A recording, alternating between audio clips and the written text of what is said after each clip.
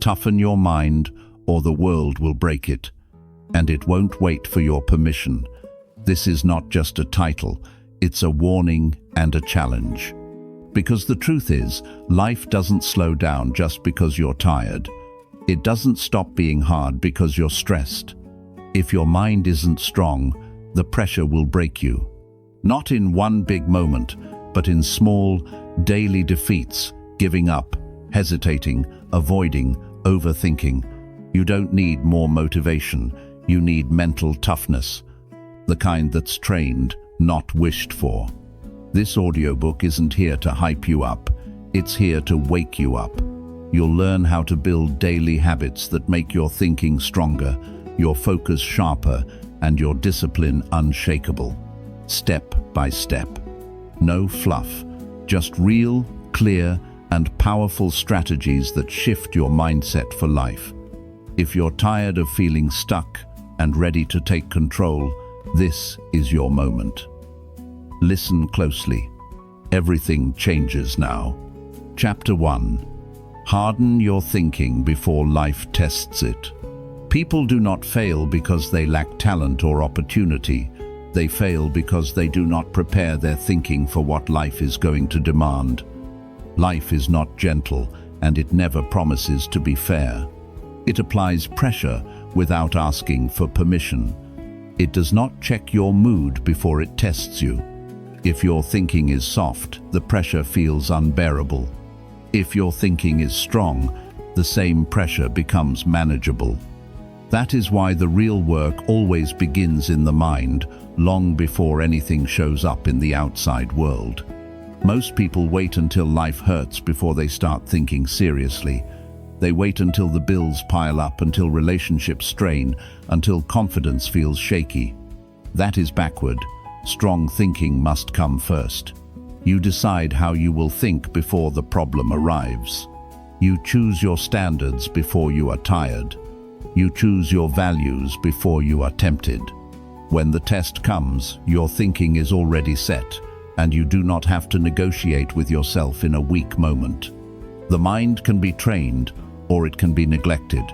If it is neglected, it becomes reactive, emotional, and easily overwhelmed. If it is trained, it becomes calm, clear, and steady. A trained mind does not panic when things go wrong. It pauses. It asks better questions. It looks for solutions instead of excuses. That kind of thinking does not appear by accident. It is built through daily choices. Most people underestimate how much control they actually have over their thinking. Thoughts are not random accidents, they are habits. Whatever you allow repeatedly becomes normal. If you allow negative self-talk, it becomes familiar. If you allow excuses, they become comfortable. If you allow fear to decide your actions, it becomes your guide. Hardened thinking means refusing to let weak thoughts stay unchallenged. There will be days when quitting feels reasonable. There will be moments when blame sounds convincing. There will be times when comfort feels more appealing than effort. Hardened thinking does not mean you do not feel these things. It means you do not obey them. Feelings can show up, but they do not get the final word. Decisions do. Life tests people in simple ways before it tests them in big ways. It tests patience in traffic. It tests discipline in the morning alarm. It tests honesty when no one is watching. It tests focus when distractions are everywhere. If thinking collapses under small pressure, it will collapse under big pressure. That is why daily mental training matters. One of the most important shifts a person can make is moving from asking why this is happening to asking what must be done next. Complaining weakens thinking. Responsibility strengthens it. The moment responsibility is accepted, the mind sharpens. It stops looking for rescue and starts looking for action. That shift alone changes everything. Hardened thinking is built by doing what needs to be done, even when emotions argue against it. Emotions are not enemies, but they are poor leaders. They react to comfort and pain. Thinking must be steady regardless of comfort or pain. When thinking is steady, actions become consistent. When actions are consistent, results begin to change. Many people spend years hoping life will become easier. Life rarely does. What changes is the person. When thinking grows stronger, challenges feel smaller, not because they shrink, but because the mind expands. Confidence grows not from positive words, but from kept commitments. Every time a promise to yourself is kept, your thinking becomes firmer. The world will test your patience through delay. It will test your discipline through ease. It will test your character through shortcuts. Hardened thinking recognizes these tests for what they are. It sees beyond the moment. It chooses long-term stability over short-term relief. That choice, repeated daily, builds a solid inner foundation. There is a quiet confidence that comes from mental strength. It does not need to announce itself. It shows up in posture, in tone, in follow-through. People sense it. They trust it. That confidence is not arrogance. It is certainty built on preparation. It comes from knowing you can handle discomfort without falling apart. A hardened mind does not mean a closed mind. It means a clear one. Open to learning but firm in standards. Flexible in strategy but solid in purpose. Willing to adjust without losing direction. That balance is rare but powerful. It allows growth without chaos. Every day presents small chances to toughen your thinking. Getting up when you want to stay down. Speaking honestly when silence feels safer. Staying focused when distraction calls. Each moment is a vote for the kind of thinker you are becoming. Ignore those moments and the mind stays weak. Use them and the mind becomes reliable. Many people spend their lives reacting to life instead of directing it. Reaction is automatic, direction is intentional. Hardened thinking is intentional thinking. It asks where this path leads. It asks whether this choice strengthens or weakens the future. It refuses to drift. The greatest danger is not failure. The greatest danger is becoming mentally soft, while believing strength will show up when needed. Strength does not appear on demand. It is built in advance. When pressure arrives, there is no time to negotiate discipline or courage. The decision must already exist.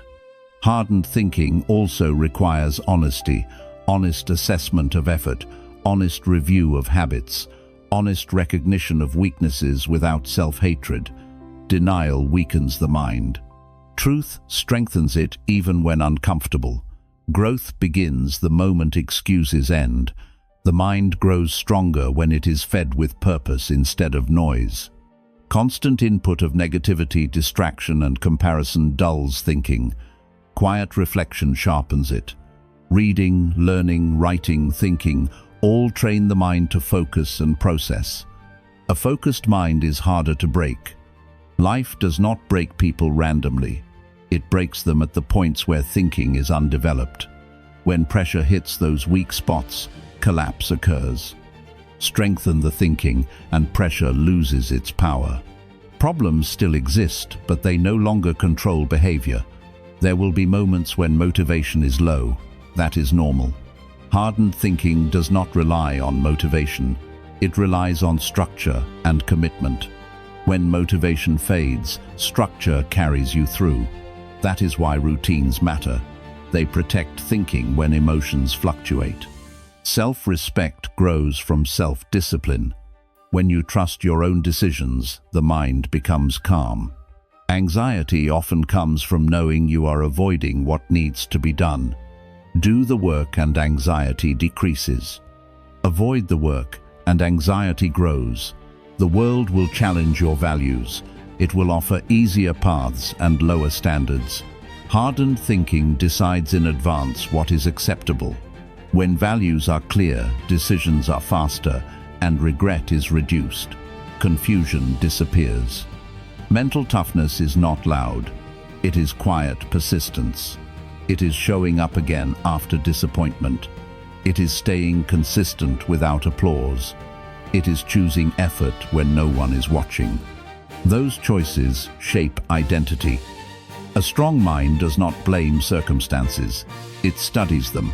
It does not complain about difficulty. It prepares for it. It does not wait for confidence. It earns it through action. When thinking is hardened, life becomes more manageable, not because it is kinder, but because you are ready. Pressure still comes, but it no longer feels personal. It becomes information. It shows where to grow next. The greatest gift you can give yourself is a mind you can rely on. A mind that does not collapse under stress.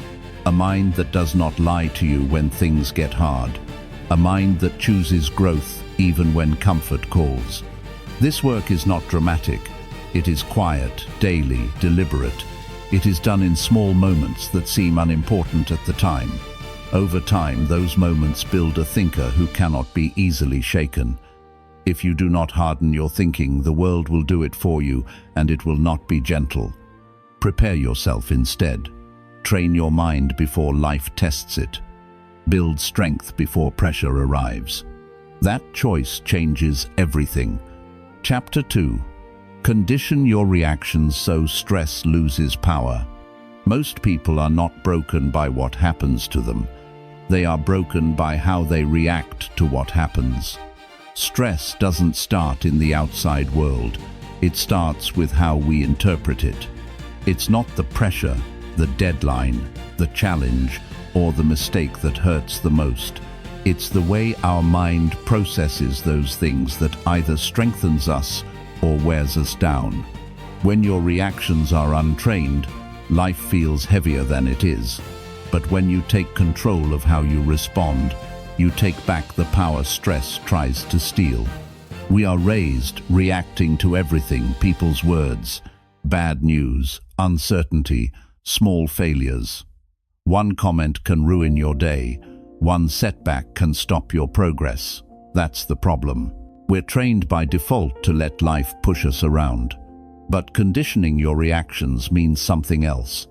It means refusing to give every situation the power to control your state of mind. It means choosing your response instead of living in emotional autopilot. It means no longer handing your peace to things you cannot control. Stress is part of life, but suffering from it constantly is not a requirement. If you always react the same way with frustration, overthinking, or panic, it's because that reaction has become your habit. And habits can be changed. Conditioning your reactions is not about pretending you don't care. It's about building space between what happens and what you choose to do next. That space, even if it's only a few seconds, is where all your power is. That's where you decide who's in control, you or the stress. Start small. You don't train your reactions in crisis. You train them in daily moments. When you're cut off in traffic, when someone speaks over you, when your plans fall apart. Those moments are your mental gym. And in that gym, you can either reinforce old reactions that hurt you, or you can build new ones that protect your mind. If every little thing triggers a big reaction, your peace becomes fragile. But when you condition your reactions to stay grounded, the world loses its grip on your emotions. You don't need to respond to everything immediately. You don't need to defend yourself every time someone disagrees. You don't need to get angry just because something didn't go your way. Every time you pause, breathe, and choose your response, you take back control.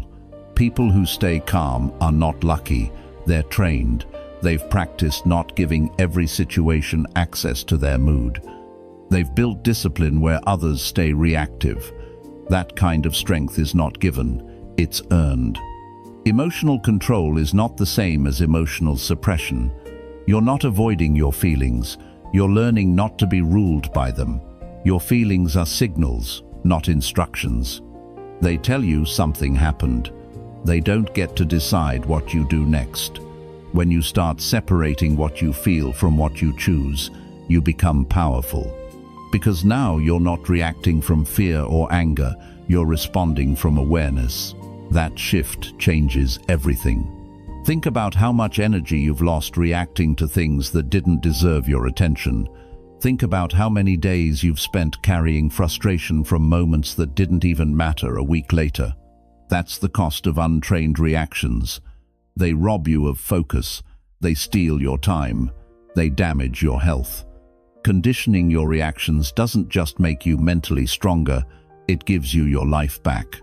Every day brings triggers, a message you didn't expect, a conversation that hits a nerve, a problem that wasn't your fault. If you're not prepared, these moments control you. But if you've trained your mind to respond with clarity, they lose their weight. You handle what needs to be handled without breaking down. And that's real toughness, not pretending things don't bother you, but choosing not to give them more power than they deserve. Conditioning your reactions takes repetition. It takes catching yourself mid-reaction and saying, "This doesn't deserve my peace." It takes learning how to breathe instead of snap, how to listen instead of defend, how to walk away instead of argue. These are not weaknesses. These are strengths most people never develop, because most people think reacting fast means they're in control. But in reality, reacting without thought is giving away control. You don't train your body once and expect results forever. The same is true for your mind. You have to work on your reactions regularly. Review your day. Ask yourself, where did I overreact? What moment took more energy than it deserved? What could I have handled better? This is how you grow, not by being perfect, but by being more aware every time. Self-control is built like muscle through intentional effort and practice. Not everyone deserves a response. Not every challenge deserves your energy. Not every thought deserves your attention. When your reactions are sharp and steady, you save energy for what truly matters.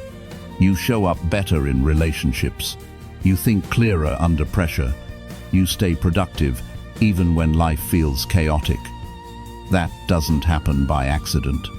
It happens when you decide to stop letting the world write your emotional script. It's not easy at first. You'll slip. You'll feel the pull to go back to old reactions. But stay with it. Each time you catch yourself and choose better, your mind gets stronger. Each time you respond calmly to something that used to shake you, you grow. And eventually, people will notice.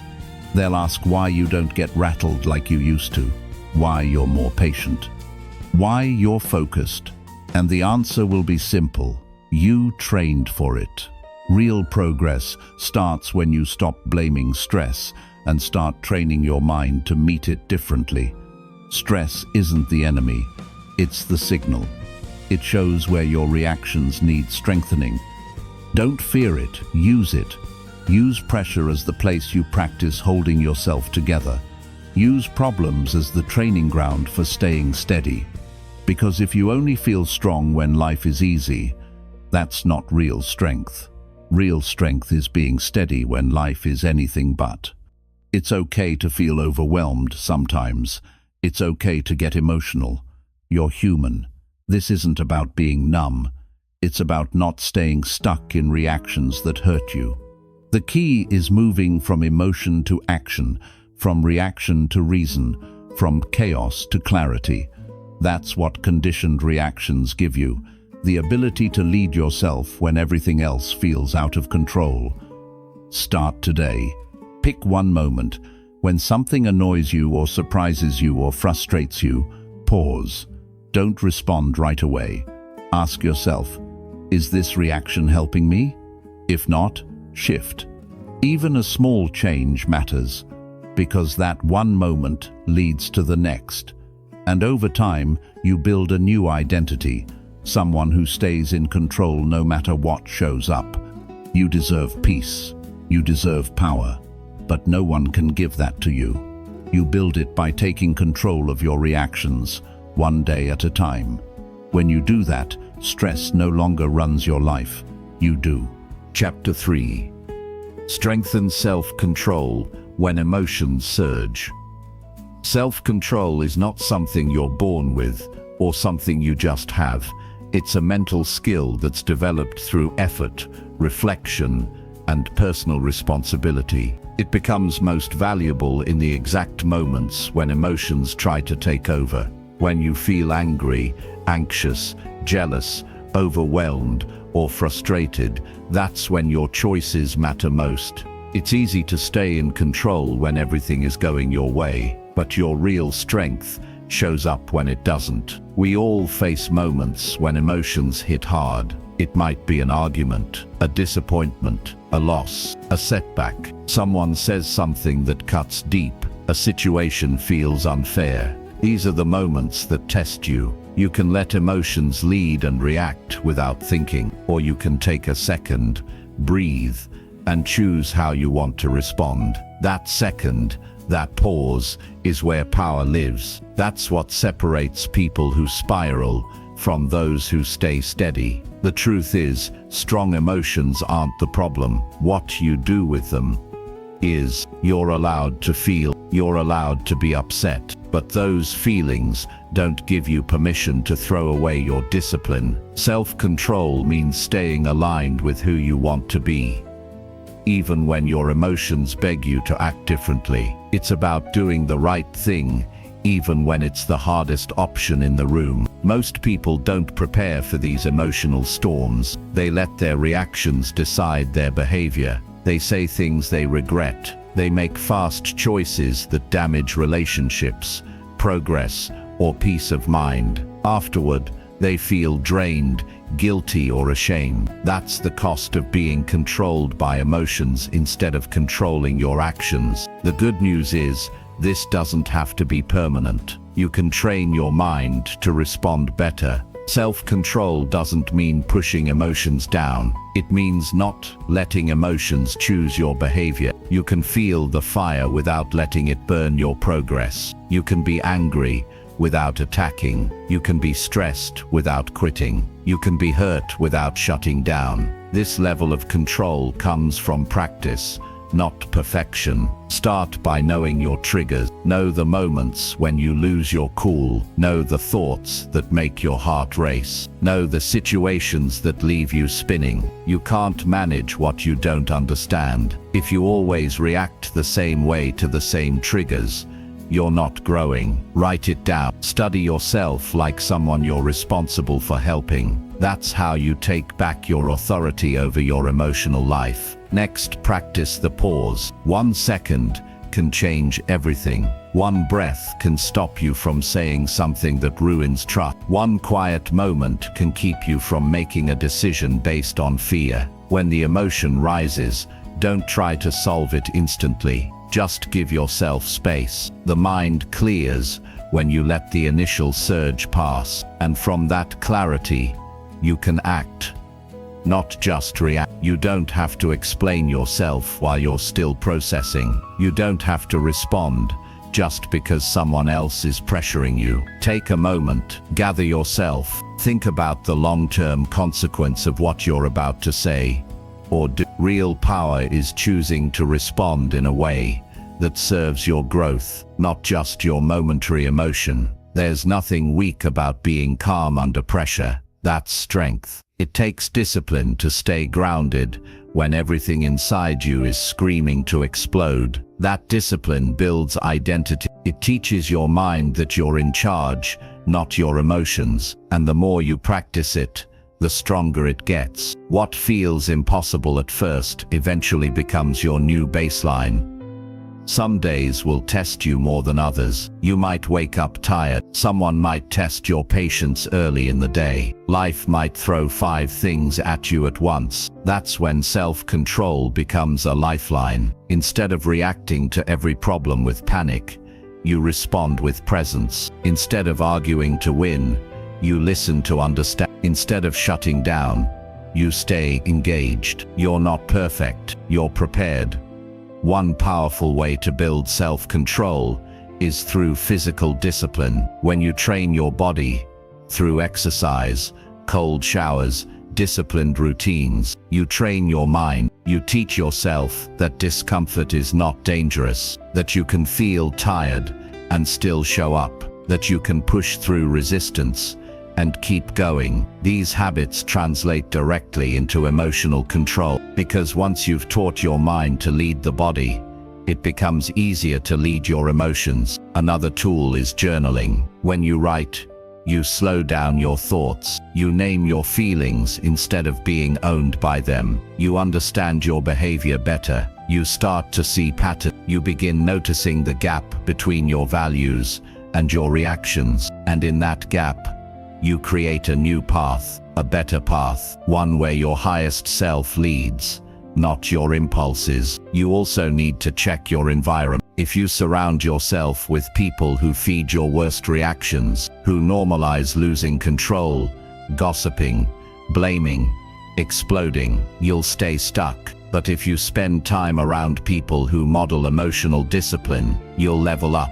You'll absorb their steadiness. You'll see what it looks like to lead with maturity, and that influence will reshape how you show up in your own life. Your words matter, your tone matters, your decisions matter. In moments of emotional surge, they matter even more. People remember how you made them feel. They remember how you handled conflict. They remember whether you stayed respectful, even when upset. Every time you choose control over chaos, you build trust with others and with yourself. You will never be perfect at this. That's okay. The goal is not to never feel overwhelmed. The goal is to reduce how often it happens, how long it lasts, and how much damage it causes. Progress is the goal, not perfection. Celebrate the times you held back when you used to lash out. Celebrate the moments you breathed through instead of broke down. That's growth. You are stronger than your impulses. You are more capable than your emotions suggest. You are not the angry voice in your head. You are the one who notices that voice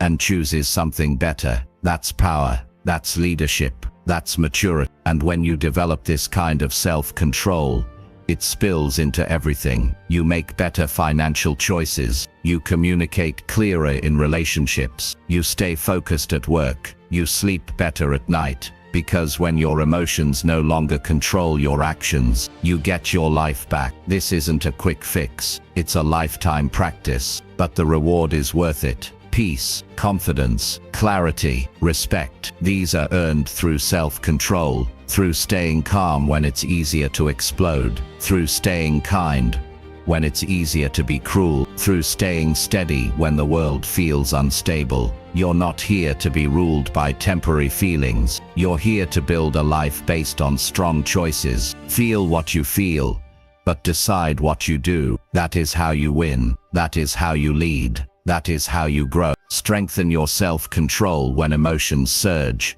and you will stop breaking under pressure. You will rise above it. You will move forward with power, not panic. That's how you become unshakable, and that's the path to real freedom. Chapter 4. Decide your standards and live by them. Most people go through life without ever deciding what they truly stand for. They react to situations, they adjust to crowds, and they shift based on the environment around them. But they never stop and define their personal standards. That's why they feel lost. That's why they struggle with confidence. That's why they end up living lives that don't feel right. If you want to become mentally strong and grounded in who you are, you need to decide your standards and live by them every single day, especially when it's hard. Your standards are not just preferences, they are your personal rules. They are the line you draw in the sand that says, this is who I am, this is what I accept, and this is what I reject. Without that, you will bend every time life applies pressure. People without standards will follow the crowd, get pulled into drama, break their word, and live on autopilot. People with strong standards act with clarity, not confusion. They're not perfect, but they're consistent. You can trust them to stay true to who they are, even when it's not convenient. It's easy to go with the flow when nothing is challenging your values, but your standards don't matter when everything feels easy. They matter most when they cost you something. When sticking to your rules means losing comfort, approval, or instant reward, That's when your integrity is tested, and that's when you either rise or fall. People say they want to feel more confident. Here's the truth. Confidence is not built by talking about it. It's built by honoring the standards you've set, even when no one's watching. Decide what kind of person you want to be, not what you hope to achieve, not what image you want to project, but the kind of person you actually want to be on the inside. Do you want to be someone who keeps their word? Then never break a promise to yourself, even the small ones. Do you want to be someone who leads with honesty? Then tell the truth, when lying would be easier. Do you want to be someone with strong work ethic? Then show up and do the work when you don't feel like it. These aren't motivational ideas, they're habits that build identity. When you don't have clear standards, you allow everything to influence you. You let other people's expectations decide your behavior. You let the mood of the day dictate your actions. You say yes to things that don't align with your values. Over time, you become disconnected from yourself. You start drifting. But when you know your standards, you have a compass. You don't get swayed by every emotion or situation. You check in with yourself and ask, does this match the kind of person I choose to be? This isn't about being rigid, it's about being intentional. Your standards can evolve, but they must come from within, not from pressure, popularity, or fear. When you're clear on what you accept and what you don't, you walk through the world differently. You stop chasing approval. You stop compromising your self-respect to fit in. You begin living with direction. You have to decide what you expect from yourself in moments of stress. What do you expect from yourself when you're tired? When you're tempted to cut corners? When no one will find out? The standards you live by in those moments shape your future. That's where character is built. Not when you feel good, but when you're tested. If your standard is discipline, you don't just act disciplined when things are going well. You stick to it when you're exhausted and frustrated. That's where real growth begins. People with strong standards don't blame others when things go wrong. They don't make excuses. They don't lower the bar when it's hard. They face it. They face their choices. They take responsibility. That responsibility builds power. Because once you stop shifting blame, you can start building solutions. That's how you take control of your life. Decide how you want to treat people. Decide how much negativity you're willing to tolerate. Decide how much time you'll waste on things that don't matter. Decide how much effort you'll give, even when the outcome is uncertain. These decisions must be made in advance, not in the heat of the moment. Because when emotions rise and pressure builds, you fall back on your standard. If you haven't built them, you'll fall into whatever the environment demands. Living by your standards also means raising the bar. Most people live by minimums. The least amount of effort, the easiest path, the lowest level of honesty that won't get them caught. But minimums never lead to fulfillment. Raise your minimums. Set your standards so high that even your worst days reflect strength. That doesn't mean perfection. It means excellence through effort. One of the greatest forms of self-respect is refusing to accept anything beneath your standards, whether it's from others or from yourself. You don't allow people to treat you poorly. You don't allow yourself to treat others poorly. You don't allow laziness to replace purpose. You don't let fear replace effort. You become someone who others can rely on, not because you say the right things, but because you live them. When you start living by your standards, you might lose some people. You might feel more alone. But over time, the right people will find you. People who share your values. People who respect your boundaries. People who live with similar strength. That's the reward for holding the line. You build a life filled with people, habits, and environments that match the person you've chosen to become. Don't make your standards based on what's popular. Make them based on what's true to you. That means spending time alone, thinking deeply, asking hard questions. What do you believe in when no one's telling you what to believe? What matters to you even if no one agrees? What kind of future are you trying to build? And what kind of character will that future require? These are questions worth answering. Living by your standards is not a one-time decision.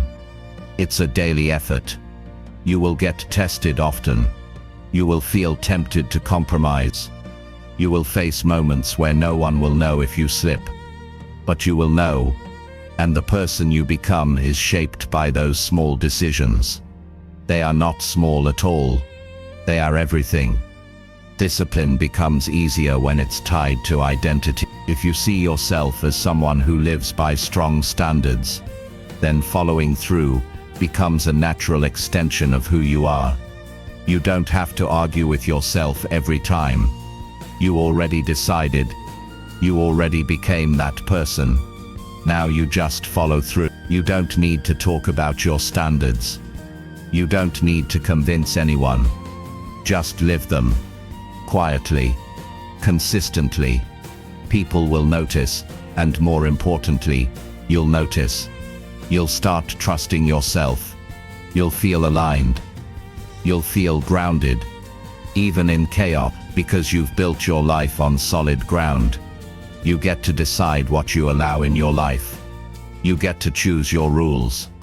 Not from pride, but from purpose. Not to impress, but to protect your peace and build your future. Decide your standards and live by them with consistency, with humility, and with strength. That's how you earn respect from yourself. That's how you create real change. That's how you become the kind of person life can't break. Chapter 5. Train consistency until discipline feels normal. Discipline is not something you wake up with one morning. It is not motivation. It is not a burst of energy. It is not something that shows up only when life feels exciting or convenient. Discipline is the result of consistency, doing the right thing again and again until it becomes who you are. You do not wait for discipline to feel easy. You train it until it feels normal. Most people fail not because they're weak, but because they rely on their feelings to decide their actions. They say they'll work when they feel like it. They'll eat better when it's easier. They'll show up when they're more inspired. But here's the truth. You will never feel like it every day, and that's exactly why consistency matters. Because it teaches you to act despite your mood. It teaches you to keep going when your mind offers every excuse to quit. Consistency doesn't start with intensity. It starts with simple, repeated effort. You don't need to overhaul your life in one night. You start by showing up, one step, one choice, one honest decision at a time. You stay with it when it's boring. You stay with it when it's slow. You stay with it when no one notices. Because every day you repeat a small action, you reinforce a new identity. You're no longer just trying, you're becoming. Discipline is not a trait reserved for the few. It's available to anyone who is willing to stop negotiating with excuses. If you want to write every day, even if it's one sentence. If you want to get stronger, move your body every day, even if it's 5 minutes. If you want to think clearer, reflect every day, even if it's just a few lines in a notebook. These actions build trust with yourself. That trust turns into stability. That stability turns into discipline. You don't have to force yourself to love the process. You just have to respect it enough to repeat it. People think discipline means you have to like every part of the journey. You don't. It means you value your goal more than your temporary feeling. That's why consistency is so important. Because it builds mental strength while you're doing the work. You're going to have bad days. You're going to feel tired. You'll miss a workout. You'll fall short of a goal. That doesn't erase your progress. What matters is what you do next. You don't punish yourself. You reset. You go again.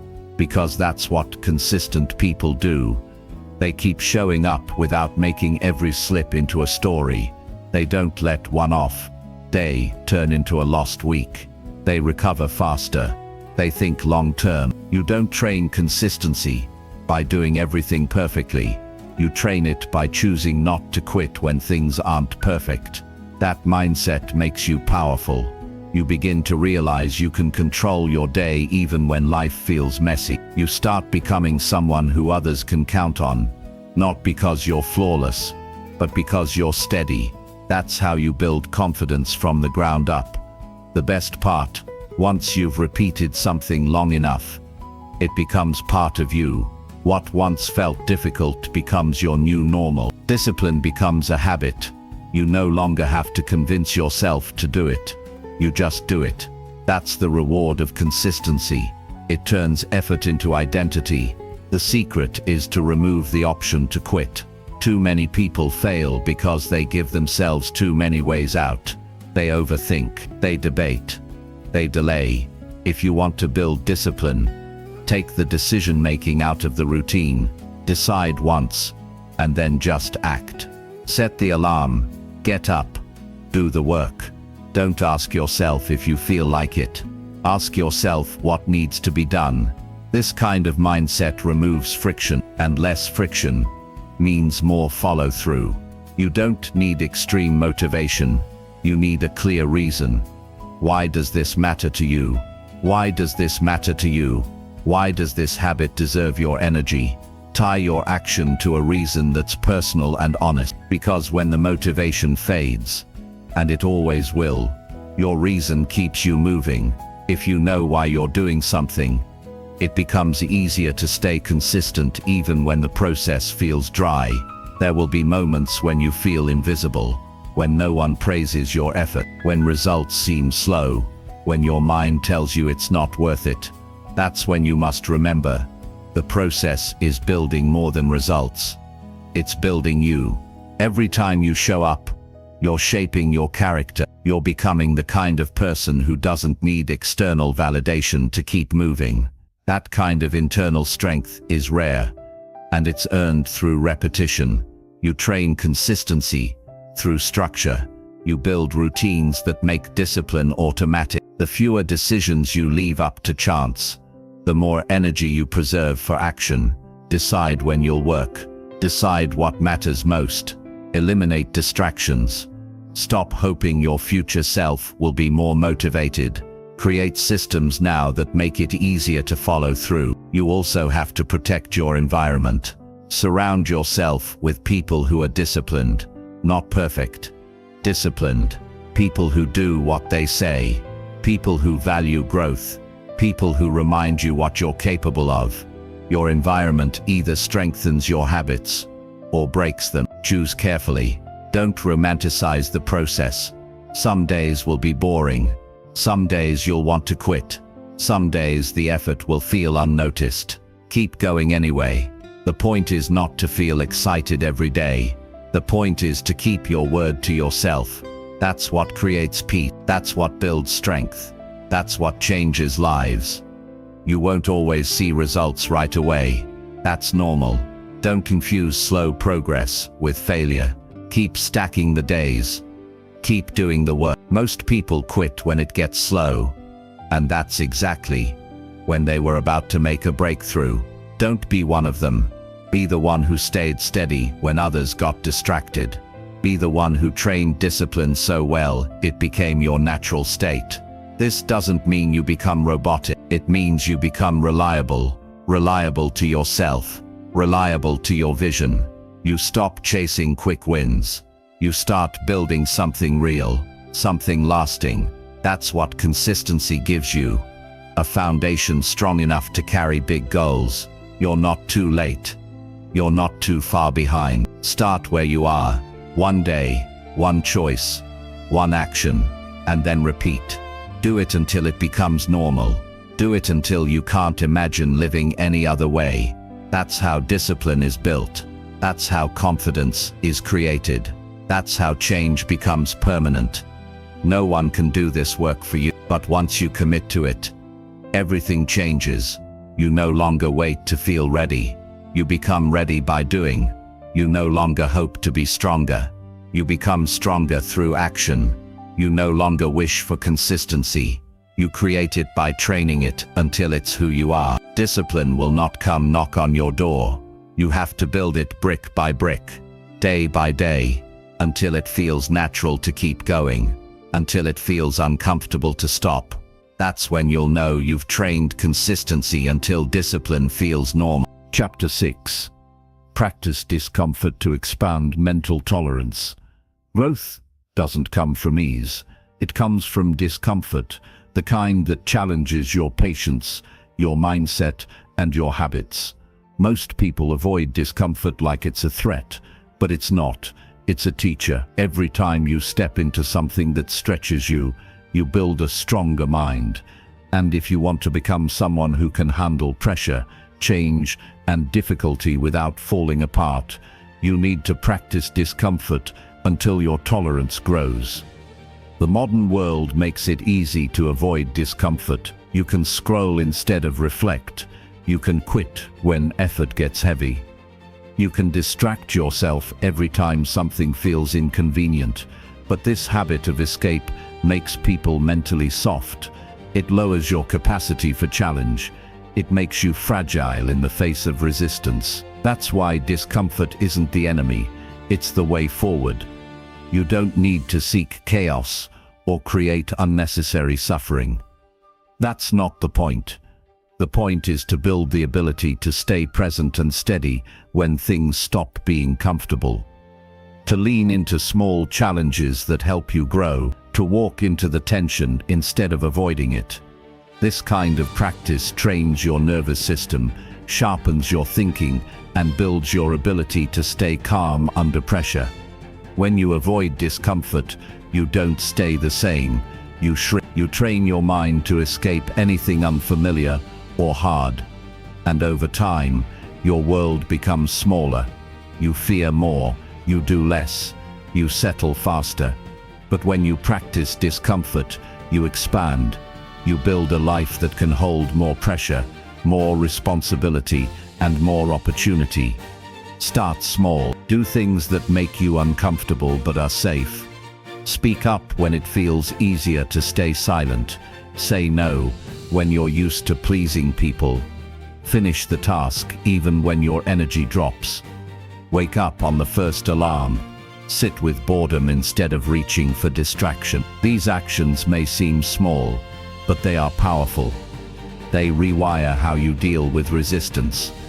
When you step into discomfort intentionally, you send a message to your mind. I can handle this. That message compounds. Every day you stay present with a challenge, you build mental toughness, and the stronger your tolerance gets, the less control stress has over you. You stop running. You start choosing. That shift changes how you live. Growth requires friction. No one builds physical strength without resistance. The same goes for mental strength. You grow by leaning into the thing you used to avoid. You grow by doing what's necessary, not just what's easy. And with enough repetition, the very thing that once overwhelmed you becomes manageable. Not because the challenge got easier, because you got stronger. People often ask for motivation. But motivation isn't what makes you grow. It's your ability to do the work when motivation is gone. And that ability is built through discomfort. Every time you show up tired, uncertain, or anxious, and you do it anyway, you're becoming someone with deeper resilience. You're creating a mind that doesn't crack when life gets hard. Discomfort reveals what you still need to work on. It shows you where your fears live. It shows you how you cope when control slips. It doesn't lie to you. It tells you the truth about where your limits are. And if you can sit with that truth, if you can face it without running, you'll start to push past it. Some discomfort is emotional. Being vulnerable. Owning your mistakes. Saying what you really think. These moments build courage. Some discomfort is physical, pushing through fatigue, holding stillness when you want to move. These moments build discipline. Some discomfort is mental, sitting with uncertainty, holding back impulsive thoughts. These moments build patience. You don't need to tackle everything at once. Pick one area and practice. You don't need to win every challenge to grow. You just need to stay in the game.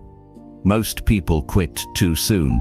They think discomfort means they're failing. It doesn't. It means you're being stretched. Stay in that stretch. Let it change you. Let it strengthen you. Your future self will thank you. Over time, what once felt intense will feel normal. That's the magic of mental adaptation. You don't need to force it. You just need to show up and practice again and again, until the reaction of "this is too much" turns into "I've handled this before." That's what mental tolerance looks like. Quiet confidence, inner stability, calm under pressure. You become dangerous in the best way when you no longer flinch in the face of discomfort, when you no longer seek comfort as your highest value, when you choose growth over ease. Not because it's trendy, because it's who you are. That doesn't mean life stops being hard. It means you stop being shaken every time it is. It means you can keep moving forward even when you don't have clarity. It means you trust yourself to figure things out, not because you have all the answers, but because you've trained yourself to stay in the process. Discomfort also reveals your habits. When something unexpected happens, do you run to blame? Do you lash out? Do you shut down? These reactions are not signs of weakness. They're signals of where you need to grow. Instead of avoiding those moments, learn from them. Let discomfort show you what to improve. Let it become a mirror, not an enemy. There is freedom in discomfort. When you no longer fear it, you stop living in avoidance. You stop making decisions based on safety alone. You open doors that once seemed too intimidating. You try things that used to scare you. And most importantly, you stop betraying yourself to feel temporarily better.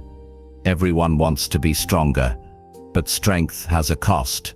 That cost is discomfort, and you pay it through effort, repetition, and honesty. You pay it by facing the parts of yourself that feel fragile.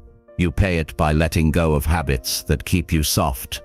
And when you do, you step into a life that's bigger than you imagined, not because it's easier, but because you're now built for it. You don't need to love discomfort, you just need to stop running from it. You don't need to chase suffering. You just need to stop fearing challenge. You don't need to be fearless. You just need to act even while feeling fear. These choices are simple. They're not always easy, but they are clear. Mental tolerance doesn't show up in big moments. It shows up in the way you carry yourself each day, in how you respond when things don't go your way, in how you handle silence, rejection, confusion, and failure. Practice being calm when things get messy. Practice holding your ground when things don't feel fair. Practice making progress even when progress feels slow. And when it feels hard, remember, this is the work. You are not weak because it feels uncomfortable. You are strong because you are still here, still trying, still pushing. That's the part most people skip. But if you stay with it, if you let discomfort shape you instead of scare you, you will become someone that life cannot break. So take the challenge. Embrace the uncomfortable. Stretch your limits. Face what you usually avoid. That's where you grow. That's how you build a mind that can handle anything. Not overnight, but through practice, through effort, through showing up every day and choosing to get just a little bit stronger than you were yesterday. That's how you expand your mental tolerance. That's how you become unshakable. Chapter 7. Direct attention deliberately instead of drifting. Attention is your most valuable asset. Wherever it goes, your time, your thoughts, and your energy follow. But in today's world, Attention isn't something people protect. It's something they give away without even realizing it. They scroll, click, jump between apps, get distracted by noise, pulled into things that don't matter, and after hours or even years of drifting, they wonder why they feel unfocused, scattered, and empty. The truth is simple. If you don't direct your attention on purpose, the world will direct it for you. Nothing destroys potential faster than a distracted mind. When your attention is constantly shifting, you lose your ability to go deep, to think clearly, and to follow through. And the scariest part is, most people don't even notice it happening. They confuse busyness with progress. They respond to every notification, react to every impulse, and jump from one thing to the next, without ever stopping to ask what actually matters. But to live a focused life, you need to stop reacting and start choosing. Deliberate attention means you decide what deserves your focus before the day begins. It means your energy goes where your values live, not where distractions lead you. That shift changes everything, because attention is not just about productivity, it's about identity. You become what you consistently focus on. If you're always tuned in to drama, noise, and other people's opinions, you'll start to reflect those things in how you think and act. But if you lock in on growth, learning, creating, and building, your life begins to move in that direction. The most powerful people in the world are not the busiest. They are the most focused. They don't let every demand steal their time. They protect their attention like it's sacred, because it is. They say no often. They build routines that support concentration. They turn off distractions. They think deeply about their goals. That's not by accident. That's discipline. And it's available to you too. Start by getting honest about where your attention goes. How much of your day is spent on things that make you stronger, smarter, calmer, or more capable? How much is wasted on things that leave you numb, frustrated, or drained? You cannot change what you don't track. Start noticing your habits. Notice what pulls you in without permission. Then take your control back. Deliberate attention also means being where you are. When you're eating, eat. When you're working, work. When you're with someone, be fully with them. One of the biggest reasons people feel overwhelmed is because their body is in one place, but their mind is in 5 others. They're thinking about the future, worrying about the past, distracted what they could be doing instead of staying grounded in the now. Real peace comes when your attention and your action line up. Focus is not natural in a world built for distraction, so you have to train it. You don't wake up with deep focus, you build it.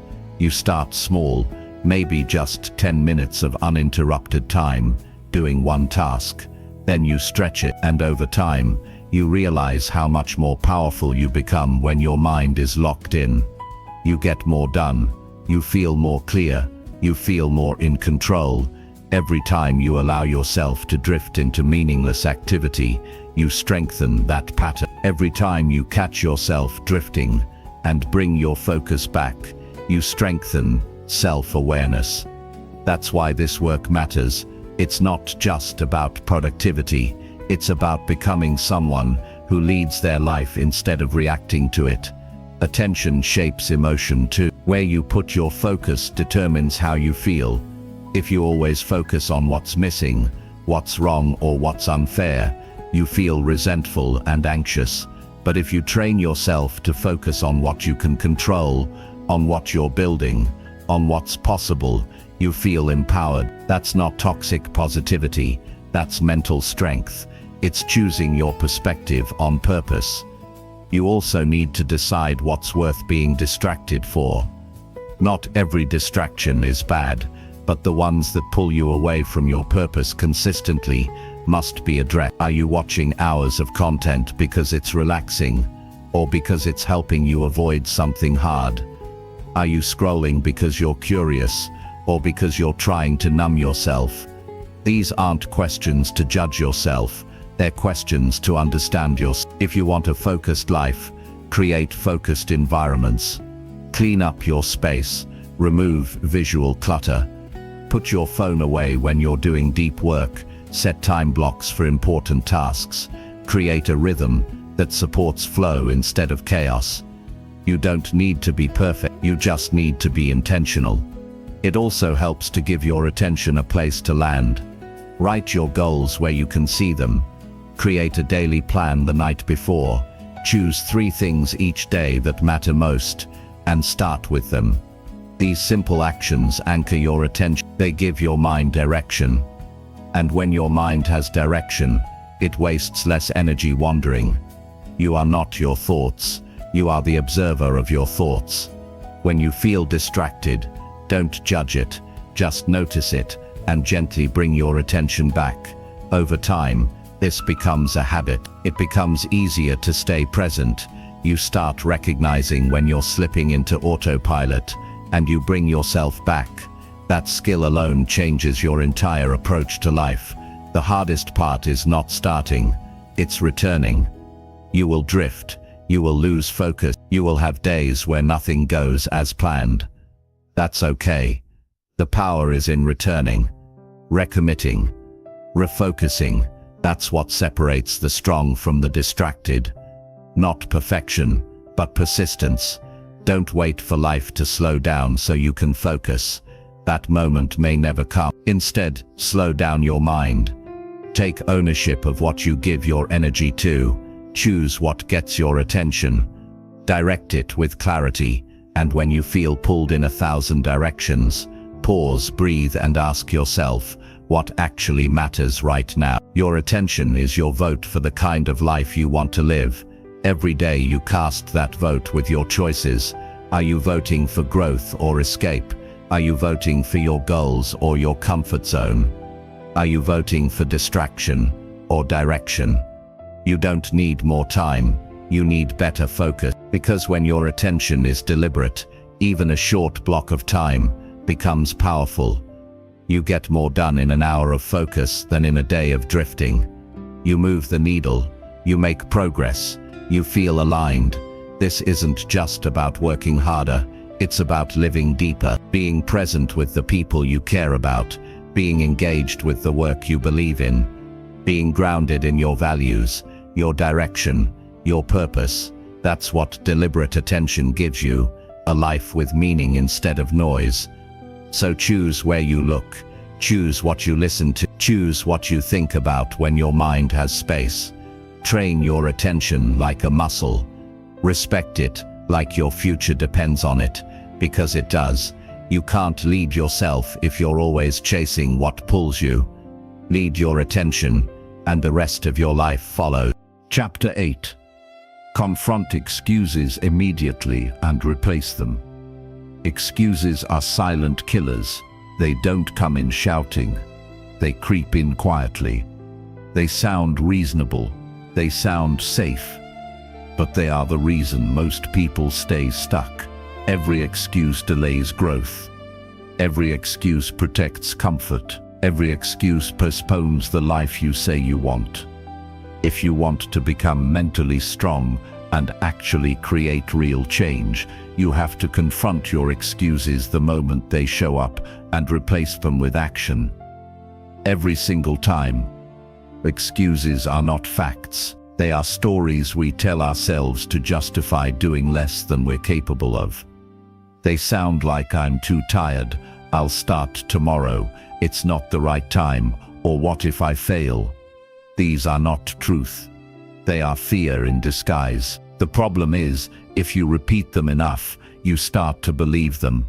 And once you believe them, you act like they're true. You start building a life around limits that only exist in your mind. The longer you let an excuse live, the stronger it gets. That's why timing matters. You have to confront it the moment it appears. Not tomorrow. Not later. Not when you're in a better mood. Right now. The second you hear that voice telling you to back off, to delay, to give up, you have to respond. You don't argue with it. You don't entertain it. You call it what it is, and you choose action instead. Most people don't even realize how many excuses they've built into their thinking. It's automatic. It's part of their routine. Wake up, make an excuse, delay growth, repeat.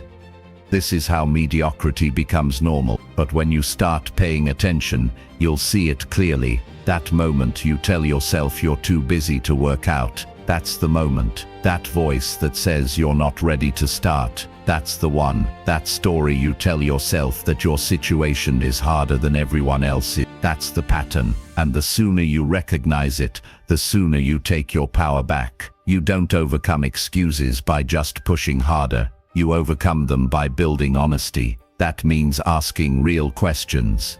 Is this reason true, or is it just convenient? Am I protecting my progress, or avoiding the effort? If I keep thinking this way, where will I end up in a year? Questions like these break the illusion of excuses. They force you to face reality, and that's when change begins.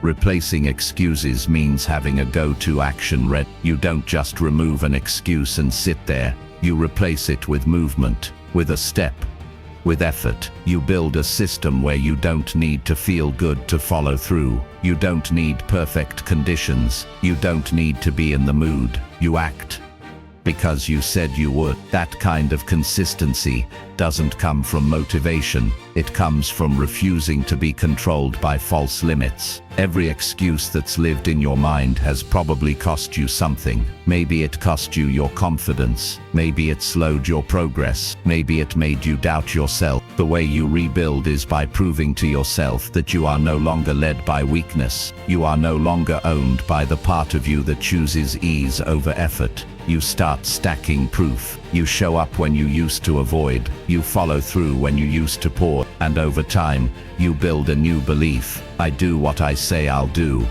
no matter what. You also have to stop glorifying comfort. That mindset is one of the main reasons excuses thrive. You think every day should feel good, smooth, effortless, and when it doesn't, your mind looks for a way out. But growth doesn't live in comfort. It lives on the other side of resistance. That doesn't mean you have to suffer. It means you have to get comfortable being uncomfortable. You have to train your mind to expect resistance and keep going anyway. There's always going to be a reason to wait, always a reason to play it safe, always a reason to stay quiet. But if you let those reasons win, you'll never see what you're actually capable of. You don't rise to your potential by making it easier. You rise by doing what's hard, repeatedly, until it becomes your new standard. That means doing the work even when your excuse feels justified, especially then, because that's where most people quit, and that's exactly where you need to push. Excuses also thrive in silence. That's why it's important to speak the truth out loud, even just to yourself. When you catch yourself slipping, don't stay quiet. Say it. That's an excuse. Name it. Break its power. When you say it out loud, it loses its hold. You realize you've been giving weight to something that doesn't deserve it. You don't have to be angry or ashamed, just honest. That honesty creates space for a better decision. Some excuses come from fear. Fear of failure, fear of judgment, fear of change. You won't beat that fear by hiding from it. You beat it by acting in spite of it. Every time you do, your fear shrinks and your courage grows. That's how you become someone who doesn't flinch under pressure, someone who keeps showing up, even when the outcome is uncertain. And some excuses come from self-doubt. You think you're not good enough. You think you've failed too many times. But that's not a reason to stop. It's a reason to keep going. You don't build belief by waiting to feel confident. You build it by acting through doubt. Every step you take while unsure teaches you that you're stronger than you thought. You don't need to be perfect to start. You don't need a clear path. You don't need approval. You just need to stop letting that voice of hesitation decide what happens next. You've let it lead long enough. Now it's time to take back control. Not tomorrow. Not when you feel better. Right now. Write your excuses down if you have to. Look at them on paper. Separate what's real from what's emotional. See how flimsy they really are. Then write the truth beside them. Write what you're going to do instead. Turn it into a challenge. Turn it into fuel. turn it into action. Because once you stop protecting your excuses, you start protecting your goals. This doesn't mean you won't slip. You will, but now instead of falling into excuses for days or weeks, you'll catch yourself faster, you'll recover sooner, you'll bounce back stronger. That's what mental toughness looks like.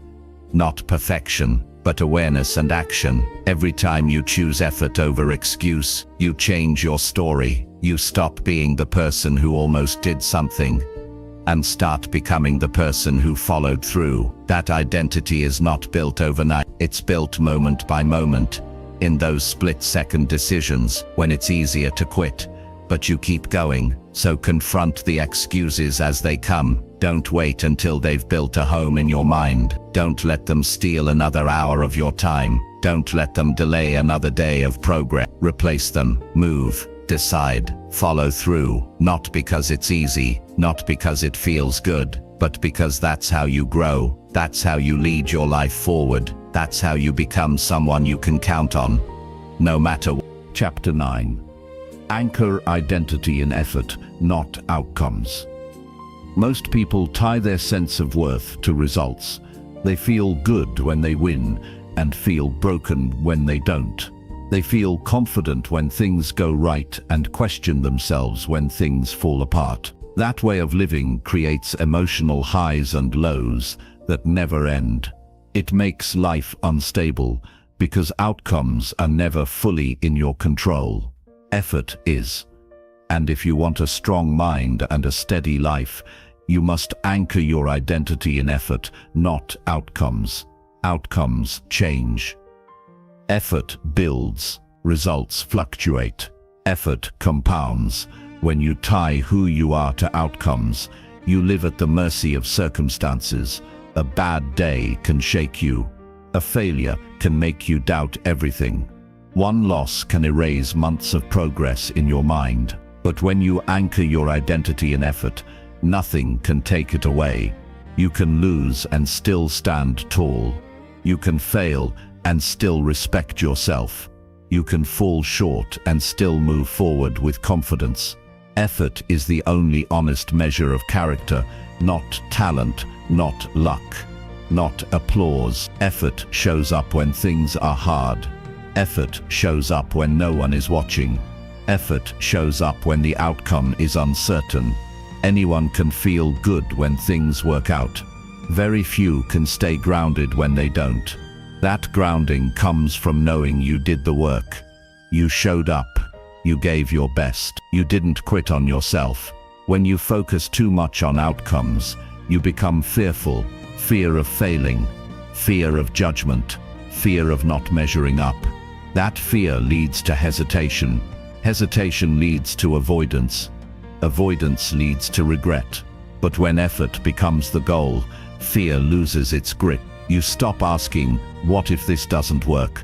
And start asking, did I give my full effort today? That question is freeing because you can answer it honestly every day. Effort gives you control in a world full of uncertainty. You can't control how others respond. You can't control timing. You can't control external events. But you can control whether you prepare, whether you practice, whether you stay disciplined, whether you keep trying after disappointment. That control builds inner strength, and inner strength creates peace. People who chase outcomes often burn out. They put pressure on every moment. Every task becomes heavy. Every mistake feels catastrophic. That's not sustainable. But people who commit to effort build resilience. They learn to separate performance from identity. They learn that a bad result does not make them a bad person. It just means there's more to learn. Anchoring identity in effort also builds long-term confidence. Confidence doesn't come from winning once. It comes from knowing you can show up again and again. It comes from proving to yourself that you don't disappear when things get uncomfortable. That confidence is quiet. It doesn't need validation. It doesn't collapse under criticism. It's rooted in self-trust. Effort-based identity changes how you handle setbacks. Instead of spiraling, you reflect. Instead of quitting, you adjust. Instead of blaming, you improve. You stop wasting energy on self-judgment and start using it for growth. That shift alone can change the direction of your life. This mindset also protects you from arrogance. When outcomes go well, you don't become careless or entitled. You stay grounded. You respect the process. You know results came from consistent effort, not luck or superiority. That humility keeps you learning, and learning keeps you progressing. Effort-focused people don't wait for perfect conditions. They act within imperfect ones. They don't wait to feel confident. They build confidence by taking action. They don't wait for clarity. They move forward and gain clarity along the way. That momentum creates progress even when outcomes lag behind. There will be days when effort doesn't seem to pay off. Days when you work hard and nothing improves. Days when you do everything right and still lose. Those days test you. If your identity is tied to results, those days break you. But if your identity is tied to effort, those days strengthen you. Because you walk away knowing you honored your standard. Effort also builds patience. You stop expecting instant rewards. You understand that growth takes time. You stop chasing shortcuts. You commit to the long road. That patience keeps you from making desperate decisions. It keeps you steady when others panic. Effort-based identity also improves relationships. You stop needing constant approval. You stop comparing yourself to others. You stop feeling threatened by someone else's success. You focus on your lane. You show up with integrity. You listen better. You give more. Because your worth isn't hanging on external praise. This mindset doesn't mean outcomes don't matter. They do. Results give feedback. They show what's working and what's not. But they don't define you. They inform you. You use them to improve effort, not to judge yourself. That distinction is crucial. Every day gives you a chance to choose what you value. You can chase recognition or build resilience. You can chase validation or build discipline. You can chase comfort or build character. Anchoring identity in effort is choosing character. It's choosing long-term strength over short-term emotion. You'll notice a change when you make this shift. Pressure feels lighter. Failure feels less personal. Progress feels more meaningful. You stop feeling like you're on trial every day. You start feeling like you're in training. Training allows mistakes. Training encourages repetition. Training builds skill. That mindset makes life more manageable. Effort also creates meaning. There's pride in honest work. There's dignity in persistence. There's fulfillment in knowing you didn't waste your potential. Even when outcomes fall short, effort gives you something solid to stand on. The world will always measure you by outcomes. Titles, money, status, wins, losses. That's unavoidable. But you don't have to measure yourself that way. You get to decide what defines you. And when you choose effort as your anchor, you become unshakable. You stop fearing failure because it no longer threatens your identity. You stop fearing judgment because you know your worth doesn't depend on opinion. You stop fearing hard work because it's who you are. That freedom is powerful. This is a daily choice. Some days you'll slip back into outcome, thinking, that's normal. When it happens, return to effort. Ask yourself what you can do today. Not what you can win. Not what you can prove, just what you can give. Over time, this way of living changes everything. You become consistent. You become resilient. You become calm under pressure. You stop riding emotional highs and lows. You build a stable inner core. Anchor your identity in effort. Let outcomes be information, not judgment. Let effort be your standard.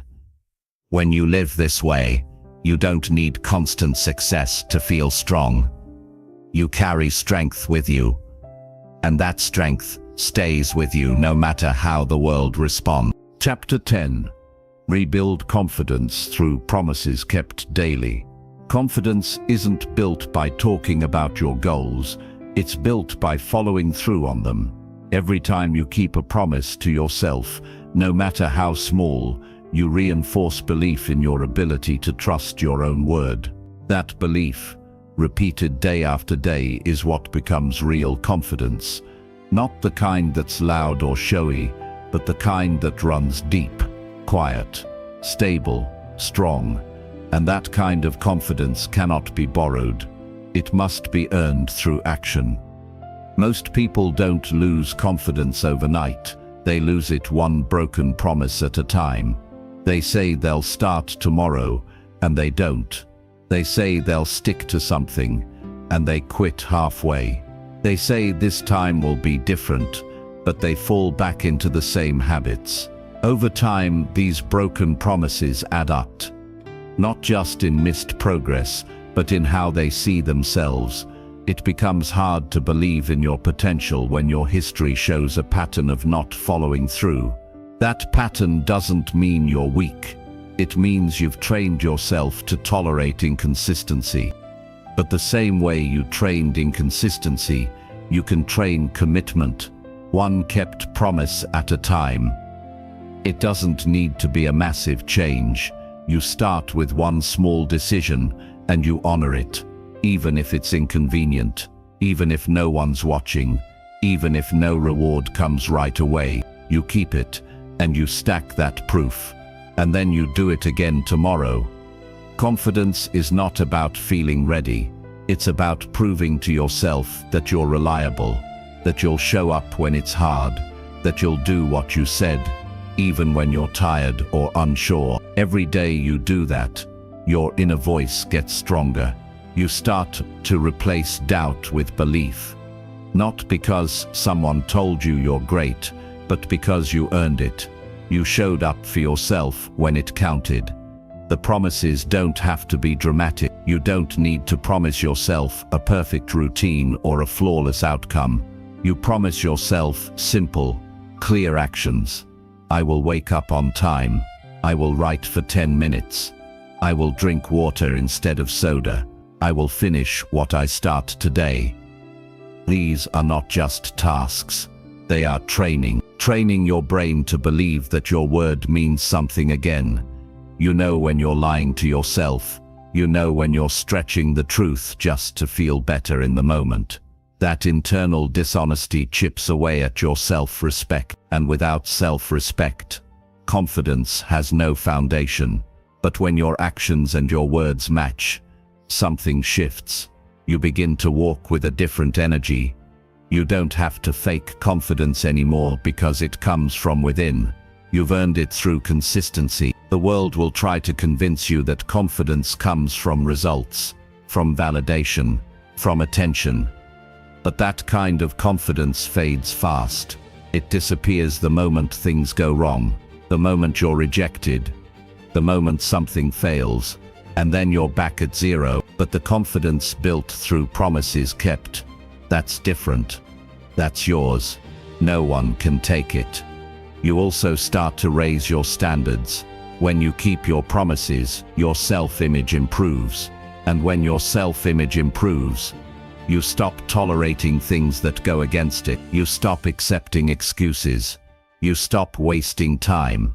You stop shrinking to fit into environments that don't match your goals.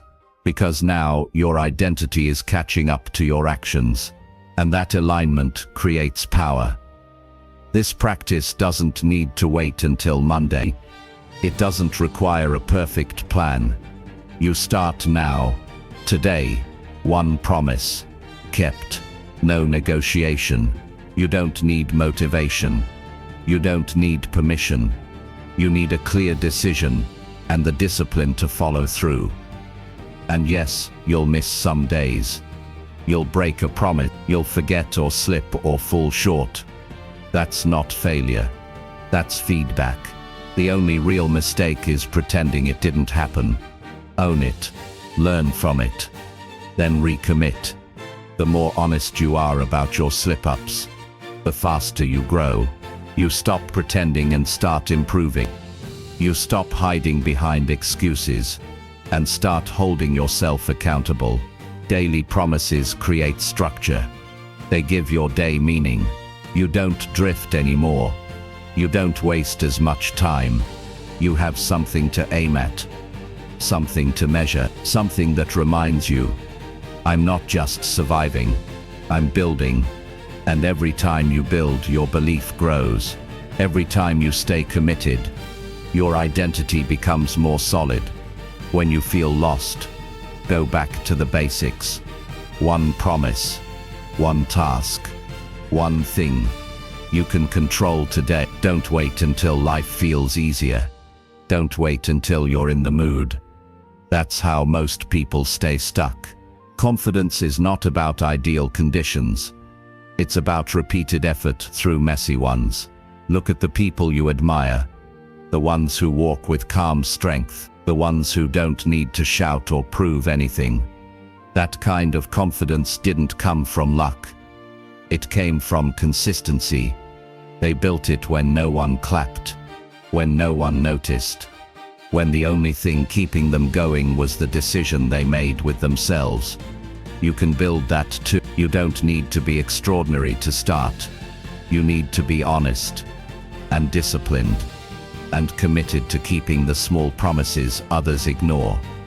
That's what separates the strong from the scattered. Not talent, not speed, not perfection, just steady commitment to follow through. This mindset carries into everything. Your work becomes more focused. Your relationships become more stable. Your inner dialogue becomes kinder. Because now you know you are the kind of person who shows up, who finishes what they begin, who doesn't talk about goals, they live them. When doubt creeps in, you'll have evidence to fight it. You'll remember all the times you stayed on track, all the days you didn't quit, all the promises you kept when no one was watching. That's the kind of proof that makes fear feel small. So decide what is one promise you can keep today. Start there. Make it clear. Make it doable. And then do it. Not for attention, not for applause, but because that is how confidence is rebuilt. Not in words, not in hype, but in quiet, daily commitment to the kind of person you want to become. It's not about doing everything, it's about doing what you said you would do. That's how you become proud of yourself again. That's how you rebuild from doubt. That's how you gain back your strength, your focus, and your fire. One promise at a time, one day at a time, no matter what.